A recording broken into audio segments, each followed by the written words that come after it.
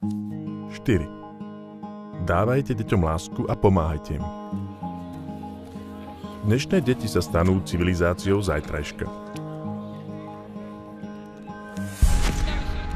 Priviesť dnes na svet dieťa je tak trochu ako posadiť niekoho do tigrej klietky. Deti nedokážu zvládať svoje okolie a nemajú žiadne ozajstné prostriedky. Potrebujú lásku a pomoc, aby to tu zvládli.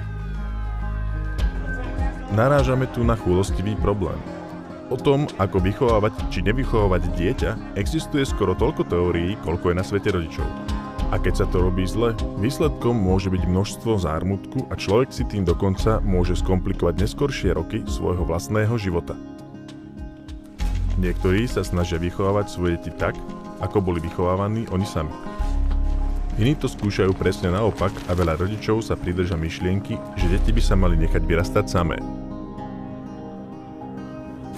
Žiadna z týchto metód nezaručuje úspech.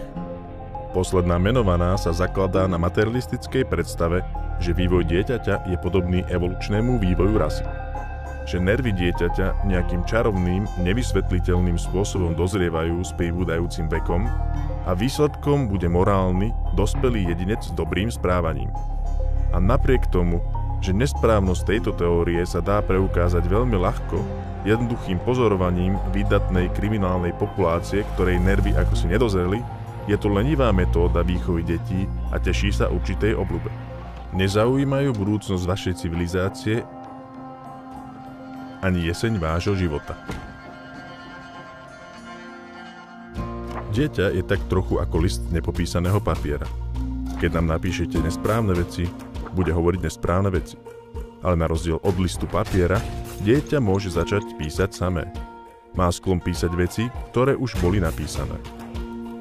Problém komplikuje skutočnosť, že kým väčšina detí je schopná značnej slušnosti, zo pár sa ich narodí choromyselných a dnes sa niektoré rodia dokonca drogovo závislé. Ale takýchto prípadov je mimoriadne málo. Snaha kúpiť si dieťa záplavou hračiek a vecí alebo mu natláčať lásku a ochraňovať ho, nevedie k ničomu dobrému.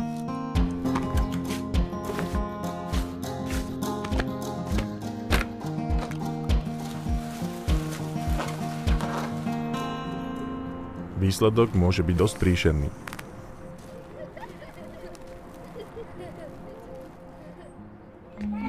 Človek musí mať jasno v tom, čo sa snaží z dieťaťa vychovať. Vplýva na to niekoľko vecí. Za A, čím sa môže dieťa stať vďaka vrodeným dispozíciám a potenciálu. Za B, čím sa chce skutočne stať dieťa. Za C, čím chce rodič, aby sa dieťa stalo. Za D, dostupné prostriedky. Ale pamätajte, nech je záver z tohto akýkoľvek, dieťa nebude dobre prežívať, pokiaľ sa nakoniec nestane sebestačné a vysokomorálne. V opačnom prípade bude výsledkom dieťa, ktoré je príťažou pre všetkých vrátane seba. Nech je už vaša náklonnosť k dieťaťu akákoľvek, pamätajte, že dieťa nemôže z dlhodobého hľadiska dobre prežívať, pokiaľ jeho kroky nebudú viesť po ceste k prežitiu.